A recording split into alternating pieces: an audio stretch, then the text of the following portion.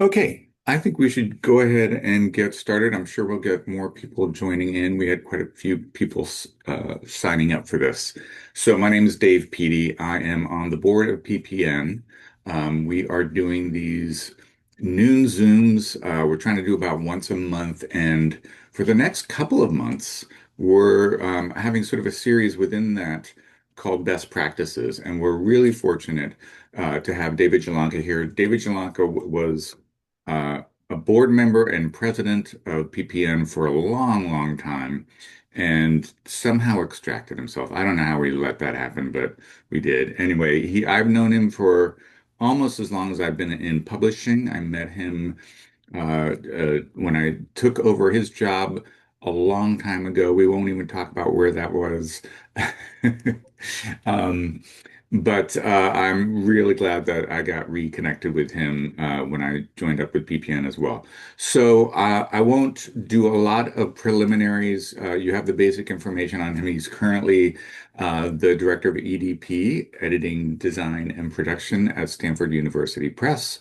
Um, and I do want to let you know that if you are not a member of PPN, you should be because it's only $25 a year. That's a pretty good deal. And we're going to be sending out a whole effort to inform people what they get when they join on the membership. I won't go into that now, but go ahead and sign up. It's not much money. And if that money is preventing you, that's fine. Just reach out to us and I'm sure we can make some kind of accommodations. Um, Without any further ado, I'm going to turn it over to David Shalanka. Thanks, Dave. Yeah, and Dave, it's kind of scary to think of how many years we've known each other, really. It's a whole other lifetimes ago. Well, hey, everybody. As Dave said, my name is David Zielonka, and I am the editorial design and production director at Stanford University Press. Before I came to SUP, I had worked primarily on textbooks and trade professional publications. I've worked for Pearson, Cengage, the old Addison Wesley back down in Menlo Park, McGraw-Hill for a long time, and in the way, way back, Smithsonian Institution Press. So I've definitely been around the block more than a few times. My goal today is to convey for you what I see as the key factors that contribute to a successful editorial design and production group. Please note, I'm not, it's going to be pretty informal because that's just the way I do these things. And I apologize in advance for being stumble-mouthed, but bear with me. But mostly, I want to say that this is a brief session, and there's not a lot of time to dive deeply into details, recommended forms, all the minutiae. Plus, I don't really think that's why you're here. Um, and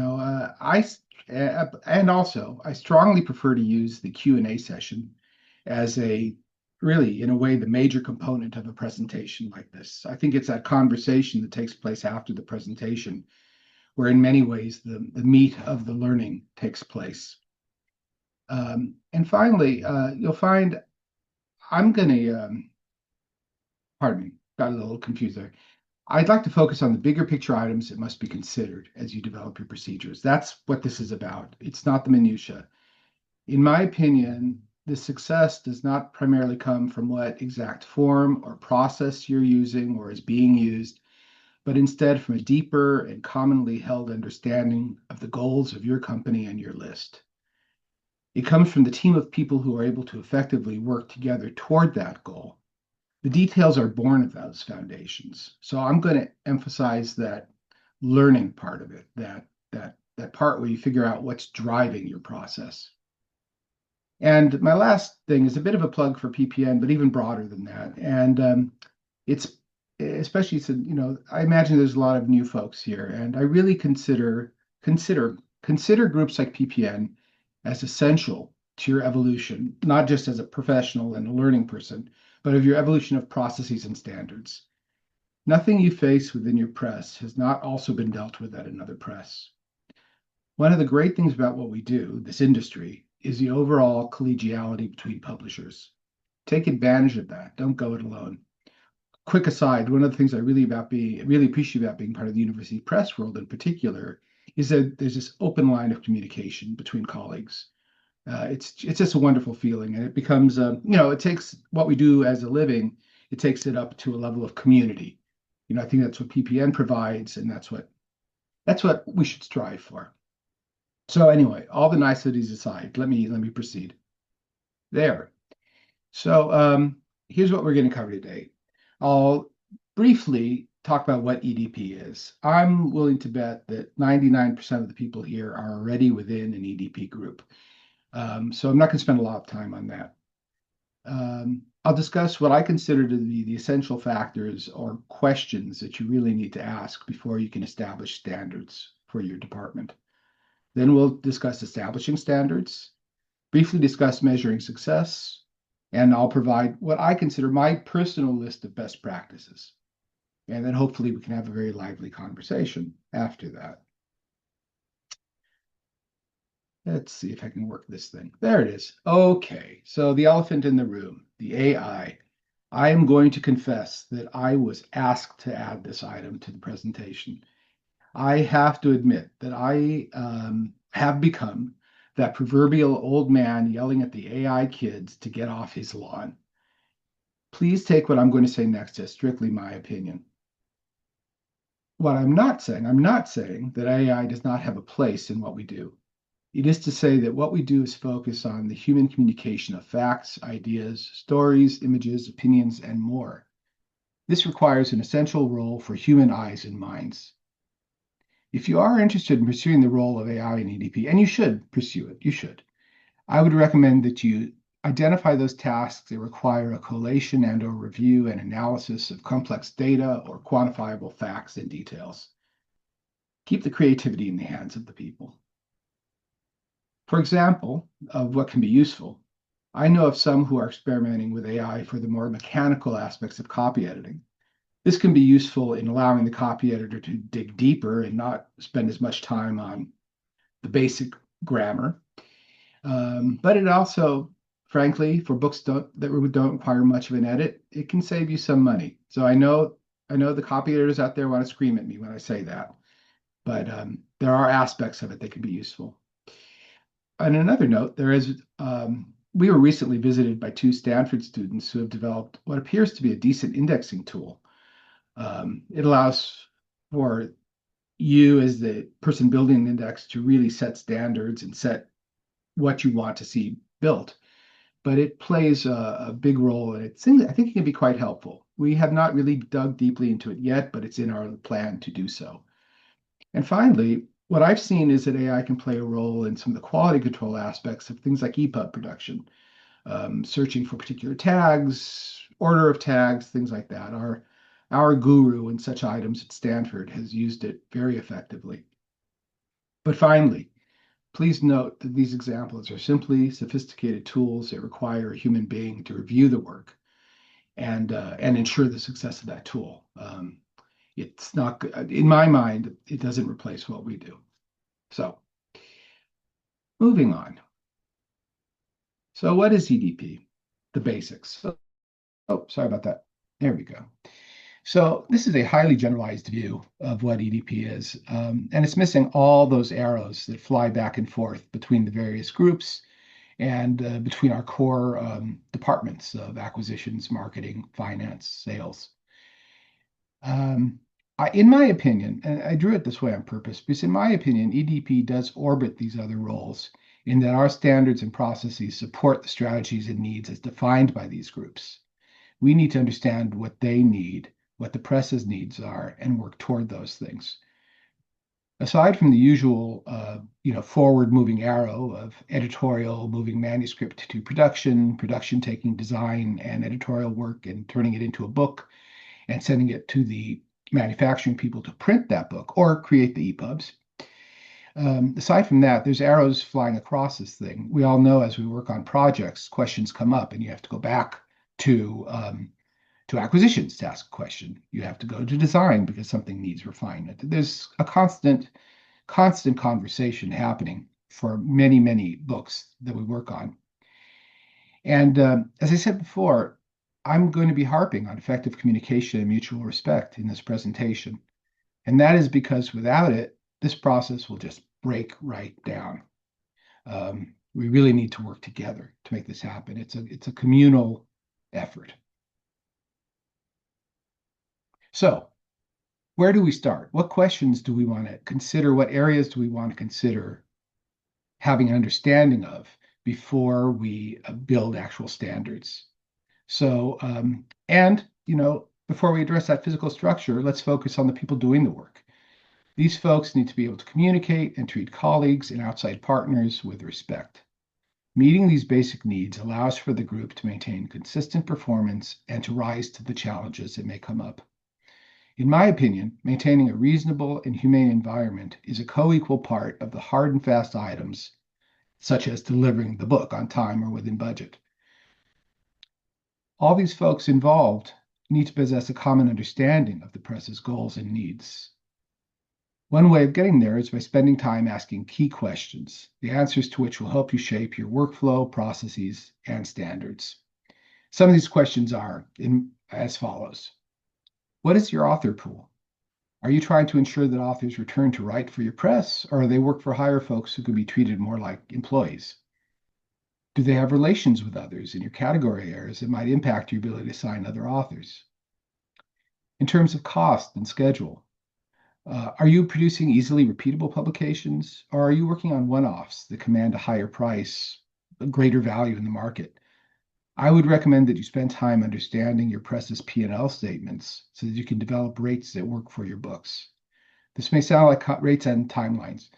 This may sound like a common sense, but I cannot believe the stories I've heard of presses overspending in both time and money on things that can be far more easily handled, in an efficient manner. And likewise, and just as badly, in my opinion, foolish penny pinching on critical factors can undermine the success of your publications. I think if everyone involved understands what those real goals are, you can build systems that are cost effective. More on schedule. Do your books require fast and speedy delivery to market? Does your marketing department require more lead time to effectively sell the books? These factors should determine your standard schedules. What is your readership expecting in terms of finessing the language and formatting of the content? Is it about easily absorbable facts, or instead material that will be deeply read and pored over the years? In terms of design, are your covers selling your books, or are they secondary to the fact that the book is available at all? What role does author relations play in your cover design? I'll give you a good example of this. For university presses, for example, having a striking one-off cover helps to sign authors. They don't make much money off these books. They're prestige products in a lot of ways for them. So it feels great for them to have those covers. Work for hire authors, well, that would be a different story, obviously. Oh, one more note about those covers. I happen to know that for Stanford, at least, our covers help bring authors to the press because they know that we develop beautiful covers. So I guess I'm going to linger on this for 1 second, just to say that if one were to look at the amount of money we spend on covers as part of our overall budget, you'd think it was all a little nuts. But the fact is, it makes a huge difference in our success as a press. Anyway, finally, what are the physical needs for your content? Are your books image-driven, such as that you want a nice coated stock or at least a white stock? Do you need to make books available across geographic regions, requiring multiple printing sources? All of these things will advise as to the standards that you develop for your publications. So once you've spent the time asking these questions and you have an understanding of what you're doing, you can begin to establish standards. And I see these items as the key areas around which one needs to develop standards. In terms of communications, how many and how frequent are your meetings? Are they helping? Are this taking up time? Is it another one of those things where you say to yourself, this could have been an email? What are the essential meetings that will maintain that solid base of understanding and communication across the group?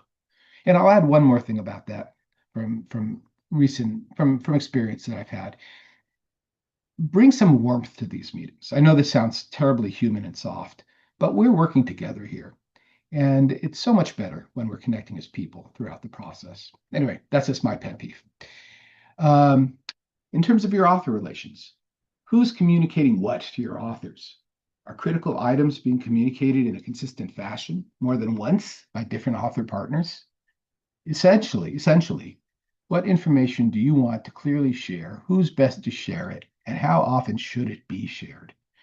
I'll give you an example of this.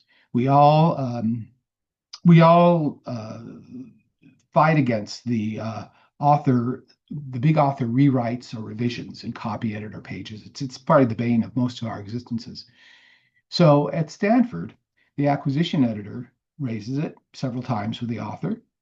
When I send my author intro letter, my EDP intro letter to authors, I put it in bold that we consider the manuscript to be final and we cannot allow rewrites. And then the production editor brings it up again. So we chose to revisit this several times to ensure that the message has been communicated clearly. And yet it still doesn't work. But you do what you can. You do what you can. Um, let's see. In terms of editing, do you have a common and transparent understanding of what is included in the different editing levels that may apply to your books? Have you even established editing levels? What is your presumed number of pages per hour for these levels of edit? Answers to these questions can allow for better and more consistent cost management, as well as consistent treatment of your freelancers and vendors. At SUP, we have developed definitions for light, medium, and heavy copy edits. We share that with all involved. Everyone knows what they will be getting as part of that edit. And all of that is tied essentially to that book and audience needs. So we ensure that the authors, the readers are getting what they need, but in an appropriate fashion. In terms of production services, or I should have actually said production resources, really, because many of you probably just do all your work inside. But anyway, in my mind, the essential question is, do you need to have close internally held control of your book production processes and author management? Or instead, do your needs allow for a more hands-off, vendor-leaning strategy? In addition, just how lean is your internal staffing? People can only do so much. Knowing these things will allow for more informed decision of tasks, vendor selection, and acceptable pricing and rates. At Stanford, we use a mix of we are predominantly our production editors manage most of our books. And we are very lucky to have an old-fashioned idea of a internal typesetter who makes a huge difference in how we work. We're lucky in that way. But yet we still have external resources that we have to reach out to, either for extremely tight schedules or whatever that may be. But the thing is that we've developed an understanding of what the books need so that we can apply these processes as needed.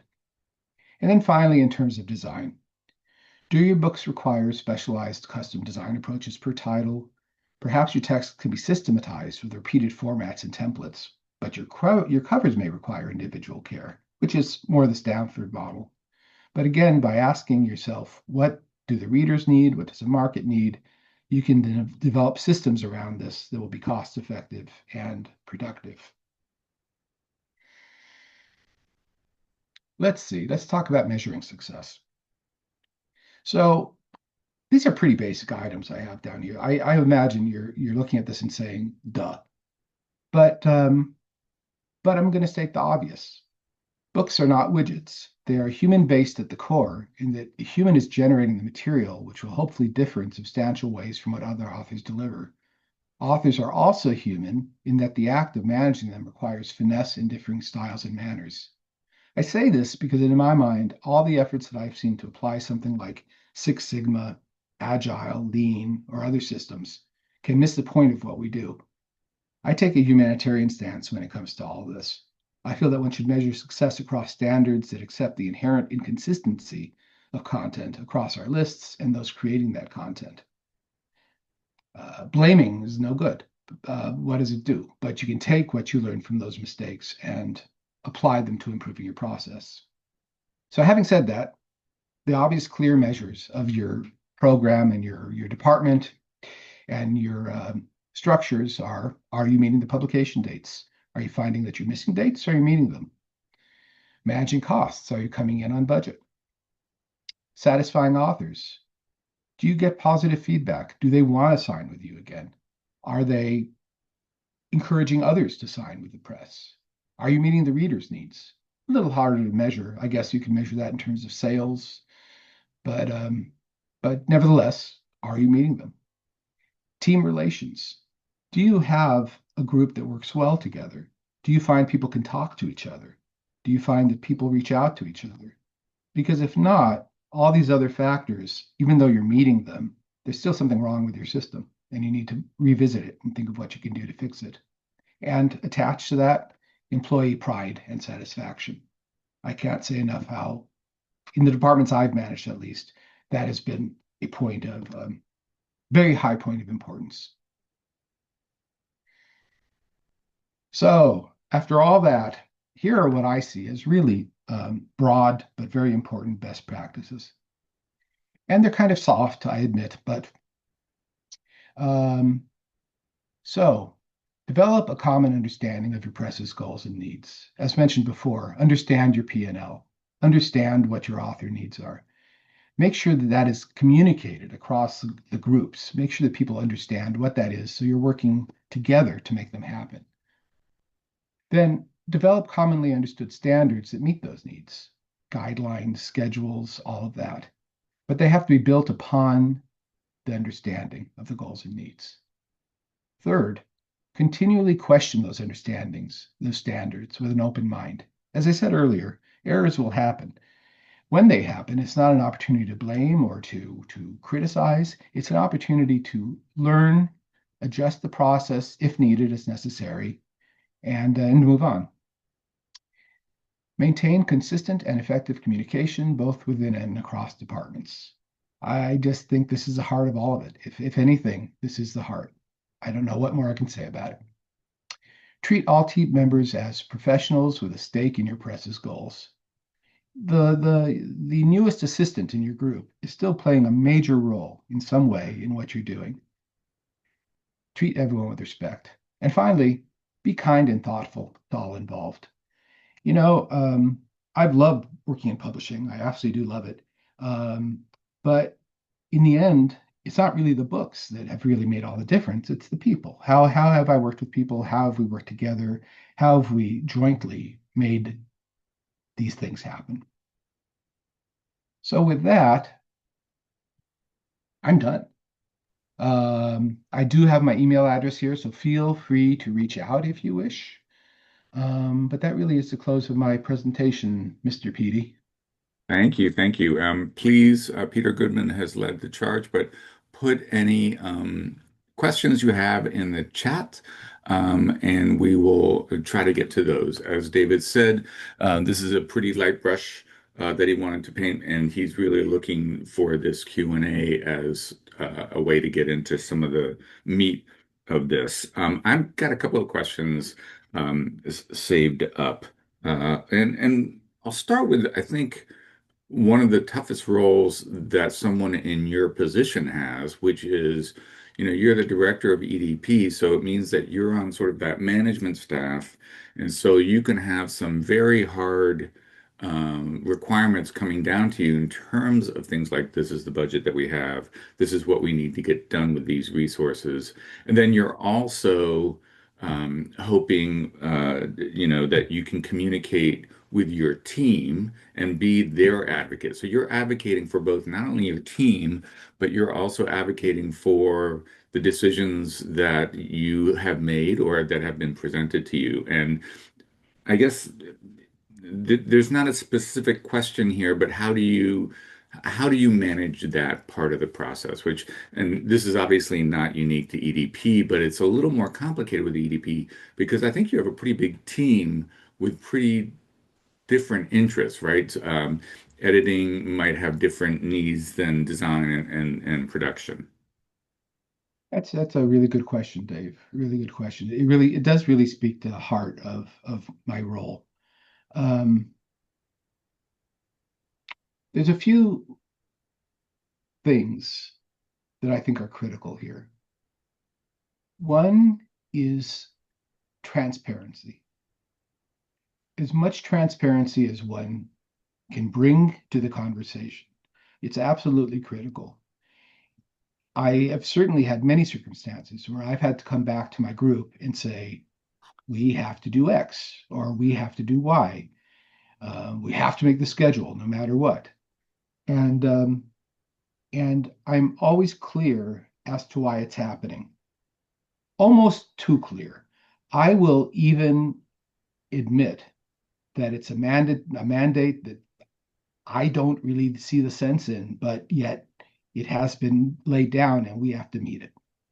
So I will never be, never have been, never will be the kind of manager who just comes in and gives that corporate line to the department and tries to sell them, tries to make them love it, right? The idea is that this is a job. I'm honest with them. This is a job. We're going to have to do things we're not always that thrilled about or that we would do differently. But, it becomes a personal decision for the person working in that group. Are they willing to work in that way?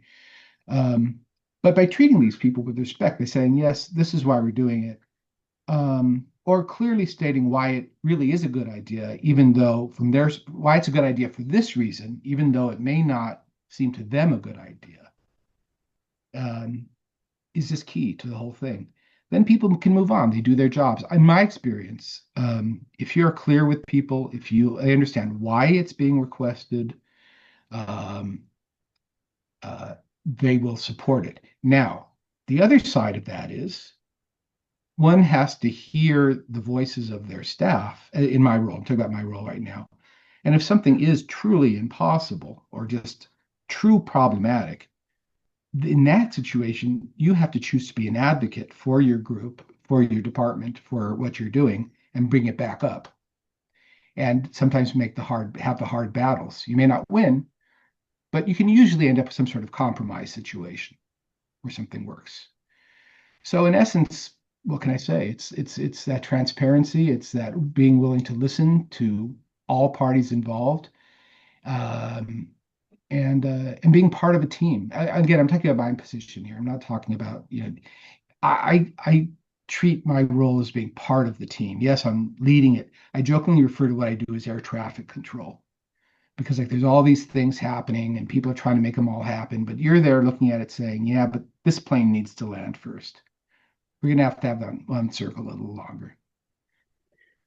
We've got some good questions in the chat about design tools. So when you talk about best practices especially in design and production, what are the tools available to not only designers but other people in the department for making sure that everything is kind of up to the standards that you've already set? Hmm. Well, the tools are pretty simple, I have to say. I mean, they're common, and it sound boring, but what are the tools? They're Acrobat. I let me preface this by saying I'm not a designer. So I manage designers, but I'm not a designer. So and if anyone else on this chat has some better answers, I encourage you to speak up and share them. Um, but um, but in my experience, wherever I've worked, it's really a question of the tools are pretty simple. The tools are pretty simple. Um, yeah, I'm sorry I can't answer that question in a lot more detail, but I just again I encourage anyone out there to speak up if they have anything they want to share with the group. Another question that sort of touches on something you've already discussed is, you manage a team that can have tensions between them, right? Hmm. So Hmm. editing, design, and production Hmm. sometimes can all have needs that kind of either can cause more work to someone else. And in addition, as technology advances, we've seen shifts in terms of what the roles cover. So, for instance, I've seen a lot of more land on the plate of project editors Hmm. than used to be. Hmm. Their involvement in making sure that everything that's going to be typeset well or working with the standard designs that you're working with. Do you have the question is specifically, how do you manage the quote, they don't understand my job types of tensions between ED and P folks? Hmm. Well, let's see. I act as a mediator in these circumstances, and I ensure that people, or I try to ensure that people are coming to me and asking these questions and checking in with them. Um, I bring people together as needed, but I try to educate. Let's say you're talking about a tension between design and production, design and the production editor. I try to educate these groups as to what the tensions are within that other group so that they have a more common understanding of this. I also maintain a regular monthly group meeting of all of us involved so we all can bring our issues together to discuss this, and everyone can. So by hearing these concerns that other groups have, people get educated on a monthly basis as to what is important to the different groups. And in the end, I try to lay down that bigger picture down here, for example, right? So if it's a matter of someone asking why it's taking so long to do something, may have to explain, well, for this book, that is the critical factor for the title, and we're going to have to accommodate it and cut some time elsewhere. But that's even a conversation too, because if time can't be cut elsewhere in that circumstance, then you have to take a close look at the book's overall schedule and say whether something has to give. So how do you manage it? You manage it by teaching, by talking, by getting people together on a regular basis, and by focusing on the big picture that is at hand, which is what's critical for that particular book. In the previous best practices, it was on acquisitions, and the discussions around P&Ls was really fascinating, both in terms of stressing the importance of P&Ls and also saying don't get too sucked into letting that drive everything. So someone asked, how often do and should P&Ls be reviewed and updated? Okay. At Stanford, the P&L it's a few phases. There's the proposal stage, what we call the PPM stage. So this is before it ever comes to production, obviously. And that's when you're getting the sign off on the overall finances for that book. We then have a transmittal meeting at which the book is handed over to production. And as part of that transmittal slash launch process, we review the book's budget and costs. And I update it at that point and bring it back to a launch meeting. And then that is saved in the records as what we call a paper trail. That's the next stage in the book's P&L. And then at the very now, this is a Stanford system. At the very end, when we're delivering files to the printer, I finalize that thing with what I estimate to be my final costs. So then you have these 3 points in time at which you could measure it. When was the book proposed? When did it come into production? And when is it going off to be produced, delivered to the warehouse? Now, that's how we do it at Stanford. If one wishes, I think there's a fourth point at which it's a really good idea to do this. And that's as you identify issues that may come up with the book. We discuss, let me preface it. Let me say it this way. At Stanford, we discuss it and we understand, oh, the copy edit's going to be more expensive, the design's going to be double cost, whatever it may be, whatever the overage may be. You discuss it and you discuss strategies about how to limit the impact of it. But mostly you accept it and you say, this is what we're going to have to do to make the book.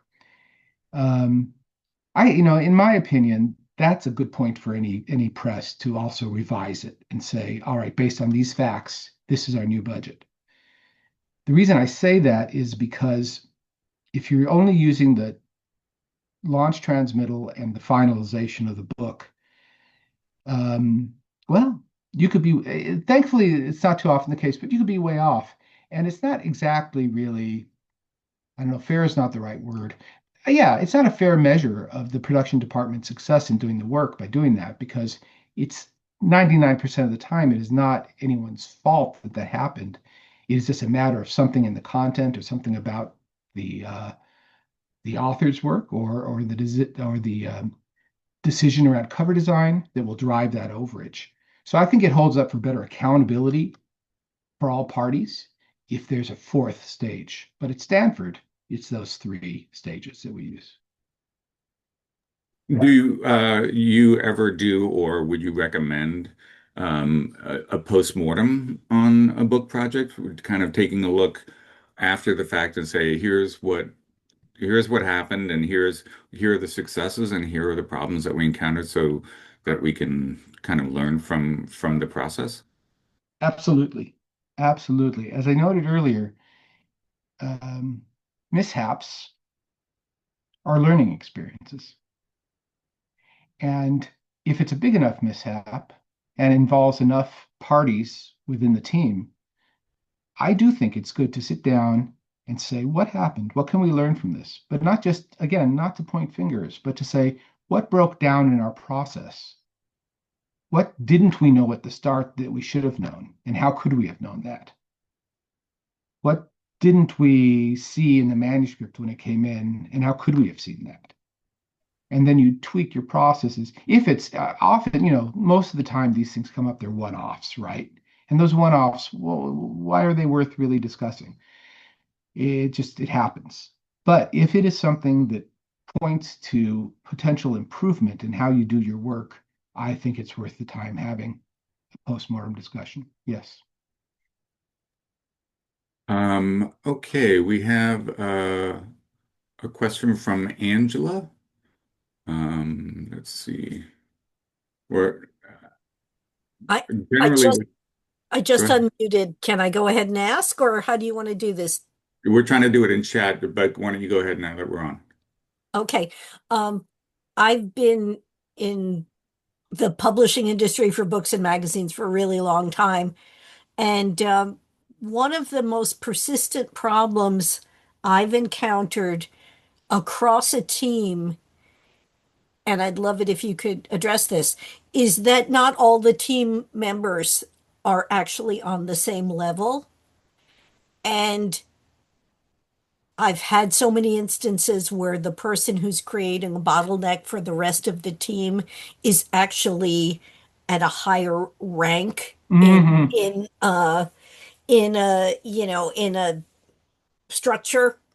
So you really can't, sometimes you can say the problem, sometimes Hmm. you have to say the problem quietly to Hmm. somebody behind closed doors.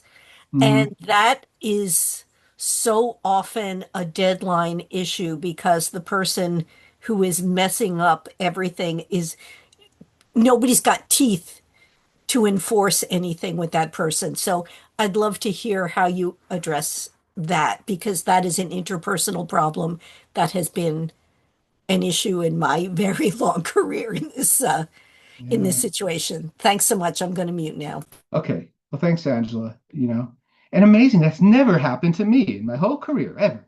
But no, no, I definitely know exactly what you're saying. Um, well, the hopeful approach is that you have someone in a position of authority who's willing and brave enough to find some diplomatic and professional way of discussing it. I do my best to to I do my best to bring those things up if they're happening, but never in a damning way, never like that. But I will talk to people. I will say, we've got these issues. I realize you're trying to do this. It's this whole soft sell thing. I realize you're trying to make this happen, but do you realize what's happening is having an impact here, here, here, and here. So is there any way we can avoid this from happening, right? So how do you bring that person on board?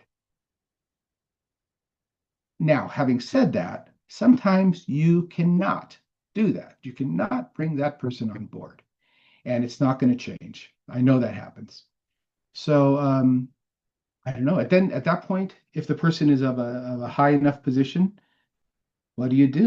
You do what we all do all the time. You do your best to try to make it happen. But I will be, that's the other thing I'll do. If there's no solution to it, I will say X, Y, and Z is happening. I cannot guarantee the schedule anymore.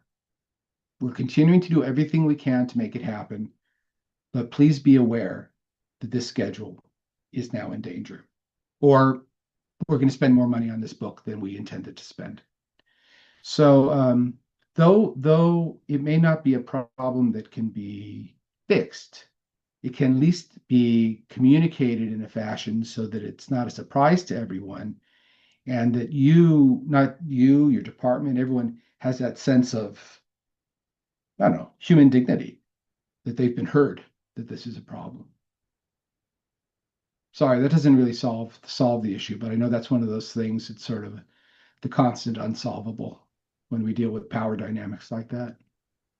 Along the same lines, can you talk a little bit about where you are, and maybe other places that you've worked, the role that professional development plays in keeping everybody up to snuff? So, in other words, if there Hmm. are folks who are struggling with something, how you can, assuming that they were obviously hired for a good reason, and how do you bring them up to speed on the, changing technologies, et cetera? Um, well, let's see.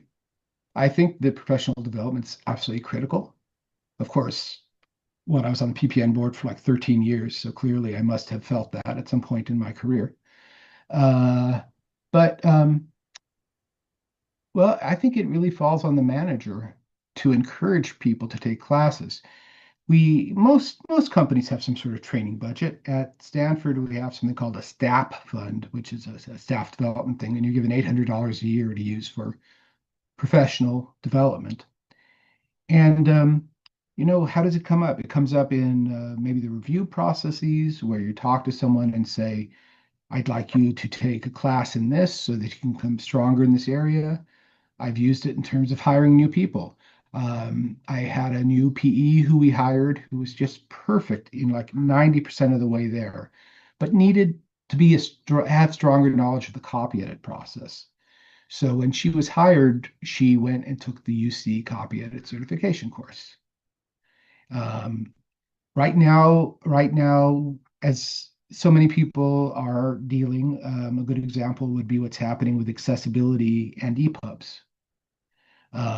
And as much as we want to rely upon our vendors to deliver that EPUB in the way it should be delivered, it's critical that we have someone inside our department who has an understanding and ability to open the file, to analyze the file, to use the different QC tools and have a sense of those QC tools.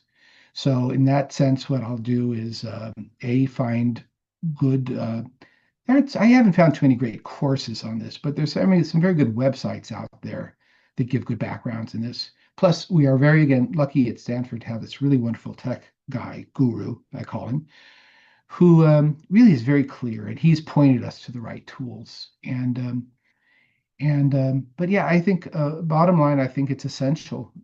Professional development. You know, people can feel like, oh, I have people PEs for me who've been at Stanford for 20 years. On one level, what else they need to know? But then, all of a sudden, EPUB review becomes a different kind of thing, and they need to understand that in a different way. Or or let's say we are using a new copy editing tool of some sort. How can they understand that? But professional development isn't even just about skills. It's understanding about what we're doing and why we're doing it. And I think that constant communication of why we're making decisions, not just laying out the decision, but explaining why we're making decisions, that in itself is a form of ongoing professional development for the group. Thank you. Mary asks something that I'm struggle with all the time in terms of working with different clients, university presses included. How do you limit author changes after a book has been laid out? I know you said you communicate several times with various people that that manuscript is final, but if the author is reviewing the galley proofs, how do you limit the changes? Do you give them a certain number of changes, or do you decide what's rewriting and what is necessary? In other words, discretionary, what you consider discretionary versus outright errors. Yeah. Yeah. We have a very specific strategy for that at Stanford. First, some of my Ps, not everyone approaches it in same way, but some people will calculate on the rough level, how many changes they'll be allowed in those pages. Discretionary changes. So they'll say, because they're allowed, I believe it's 15% of the comp budget in terms of making changes, of alterations. So this person will say, you have about 100 instances of these changes you can make, or 50 instances, whatever it may be. So they quantify it for them. Now, as I said earlier, everything we do to manage it, I gotta say, it actually works for most part. This constant communication, I'm just gonna say it for a second. It's better than when I started. When I started, it happened a lot more, but this increased communication has definitely helped to limit it. Definitely helped to limit it. But okay, so you've done all you can do, you've done to communicate it, but then they still come back with, I don't know, 500 changes and they're rewriting and they're cutting text and replacing text. We give the authors two choices at that time. You can either go back instead and bring the number of corrections down to what they were allowed, or we will charge you for these corrections. So in that way, we manage the book's finances. If it is bad enough and the schedule is tight enough, we advise them that their publication date may move. They can either change they can delete step these things or miss their book's date. In terms of the internal stand challenge around changing publication date, clearly, if it's just arbitrary, no one wants it. But in my experience, if you go back to your team, I'm talking now sales, marketing, acquisitions primarily, and say, we have an author who won't budge. They'll pay for these corrections. They will not budge on it. Oh, acquisitions will help to reach out as well, right? But in the end, they may not budge. We say we have to move the pub date. There's no way we hold the date. So I guess in the end, limiting it by being quantifiable, by being clear, by communicating it over and over, does help to limit it. Does help to limit it. But then when it occurs, all you can do, well, no, then you can limit it by saying you have a choice, pay or delete or instead. But if none of those things work, all you can do then is mitigate the problem. Just say, all right, well, we'll limit the impact on budget in this way, and we'll have to live with a schedule change should that drive a schedule change. But in the end, And it's no, are go the ahead. are the charges at Stanford back to the author done by the hour or the number of changes, or how does that work? Um, I estimated having an internal compositor who just, we pay for his typesetting by number of hours and the rate that's assigned to you know, to those hours. So it's a little harder to quantify. So what I do is I use my vendors' alteration prices and apply it to it. And usually that's about $1 a change, right? So I'll use about $1 change. I will also factor in my production editor's time if it's going to take them hours to collate and clean up those corrections. Okay. I was wondering if you could talk a little bit about the role of printing on demand. Mm, That's such a much bigger part of everybody's publishing program now. You're, producing books that will work well for Amazon's, KDP program and for Ingram's program. Do you want to talk about how a lot of people view that as sort of a lowering of standards to sort of a race to the bottom kind of thing. Even as those processes get better, it still feels as though the traditional processes of making a book are becoming more and more limited. true, true. There's a few things at Stanford that drive this. Let's see, in no particular order, but number one, as the acquisition editor presenter last month mentioned, unit sales on books across publishing industry have gone down. Unit sales in the university press industry are ridiculously low. I mean, there are many, many books, and this is no secret, where we're going to sell 500 copies of the paperback and 70 copies of the case edition across the life of that book. So that dictates a certain path.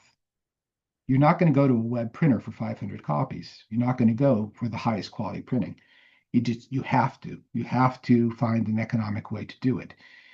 One thing we do at Stanford in this regard is although almost all our books are eventually are put into the POD system. We use Ingram and Lightning Source. Um, the initial printings are done short run digital printings. And we use a vendor who many of you probably know, Integrated Books International, IBI. Wonderful vendor. Quality's good. It's a funny little thing, but one of the reasons I love them is if you get a book printed at Ingram, LSI rather, you get that square back and no ribbon. You get a ribbon and a curved back at IBI. And that sounds maybe to many of you, no, you're all production people, you'll get it. I mean, that makes such a huge difference in the perception of the book, right? But anyway, the other issue that we have to face in all of this is that our books are printed at many locations. We provide files to our European distributor who prints their own books. We provide books to Ingram as part of their KPI program, files to Ingram. So Ingram prints some of our books. As I said, almost everything ends up in LSI. Select titles will stay with web presses, obviously, because of the nature of the book. But it's just a matter of the distribution and the economics of the print runs that we have to do this. How do we manage it? We live with it. I don't know what to say, And I think when an author, most authors, it's funny. There's one organization Stanford organization we work with that insists, we publish books for them. They insist on a sewn binding. Even though we're not going to sell many more books than I just said, they insist on it. But, we do it because we get funding for it. So that's how we manage their needs.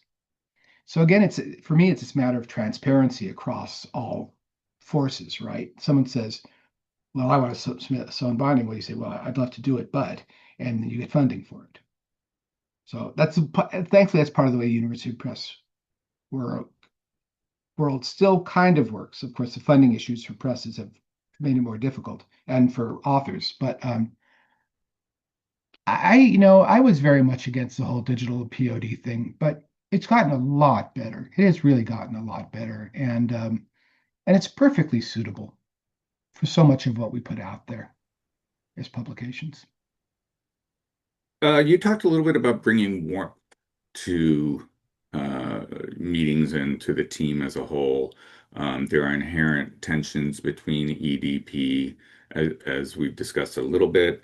A lot of us are working remotely, so we don't have that in-person physical connection, no water cooler moments.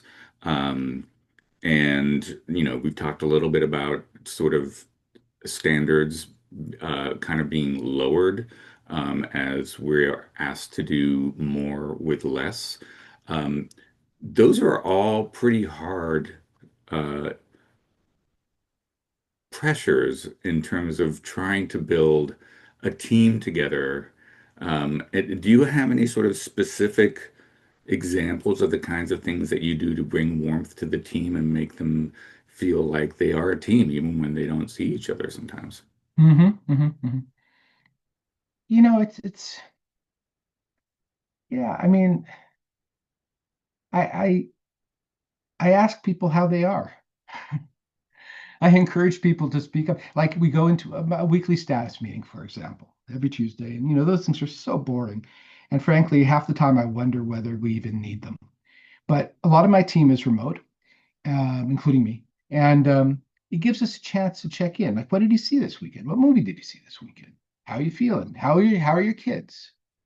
Just treating people like people and bringing that personal world, not an intrusive way, not intrusively, but just in a recognizable kind of human way, just bringing it in and talking to people how they are. If you're dealing with someone who's having a problem on their projects, recognize that this is stressful for them.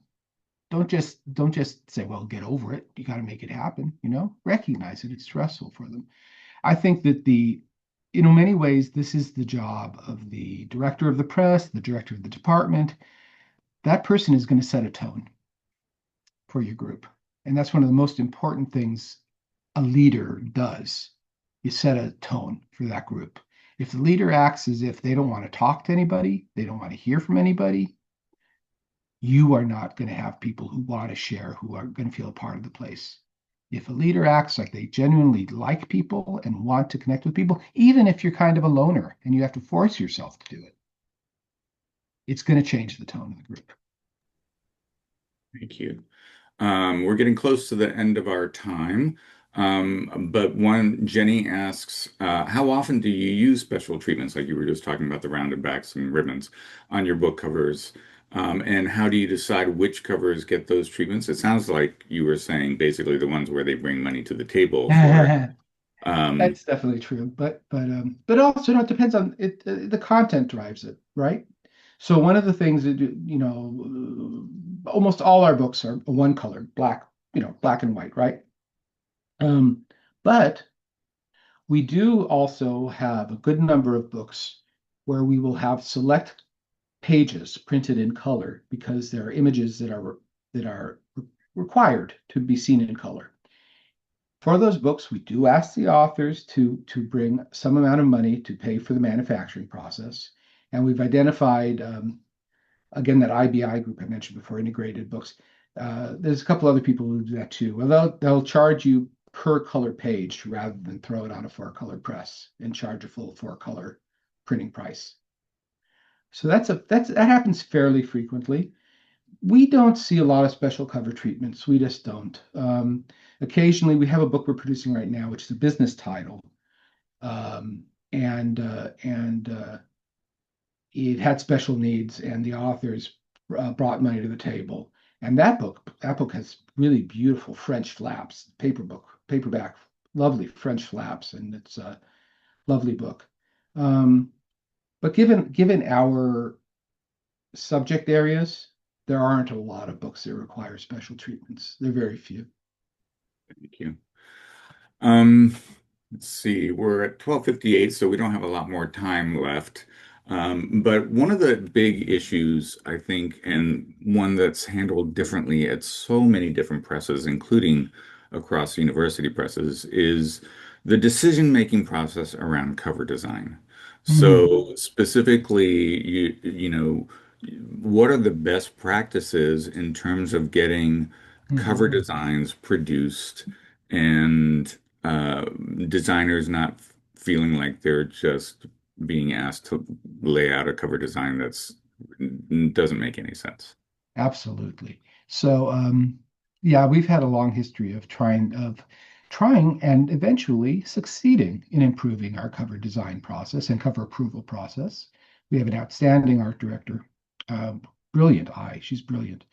Um, but okay, to start with, it took a lot of conversation between marketing, acquisitions, and our art director and myself at times to discuss the process and see where the hangups were and explain to them clearly that constant iterations, small iterations to designs, um, were slowing down the process.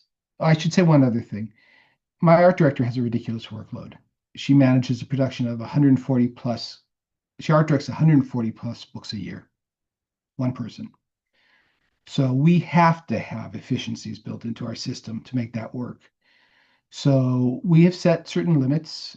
We've said we're going to bring a certain number of comps to the table, and we'll allow a certain number of revisions to those comps. And if they exceed that, there will be additional costs for that cover. And that is twofold. One is to encourage quicker approval of covers. The other is to fairly or more fairly compensate the cover designer for the work they're doing. Um, and then also getting the buy-in of key managers is so critical because, for example, acquisition editors are working with authors to get the authors sign off on the cover. The authors don't have approval per se, but they have input. And many authors will take it to, will almost be treated less level of approval. So our editor in chief has really worked with her staff to understand that um, how far we can go in this process and how much we can push on that in that. And we've pushed for far speedier designs of covers. We've also, and this is absolutely essential, I cannot say this enough, make sure that your cover brief is providing all the necessary information in as clear a fashion as possible when it is submitted by acquisitions. That's the heart of the whole thing. And I think the art director has revised that 3 or 4 times as she's seen different aspects that could be made clear. So if you start with a foundation of a clear communication of that book's needs, then have an understanding of your limitations in terms of how often you'll be able to alter it without spending more money, I have found that that has resulted in a far greater percentage of first round approvals or first round approvals with minor tweaks into a second round. We see far fewer titles now that end up going that third, fourth, fifth round. Great. Well, thank you.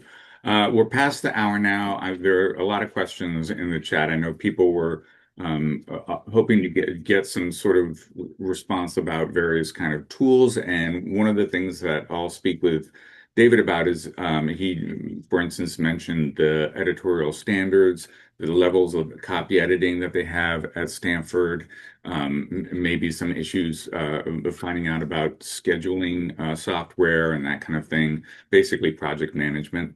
Um, and so if we have access to those, we will try to get those to folks when we send out the link to this video.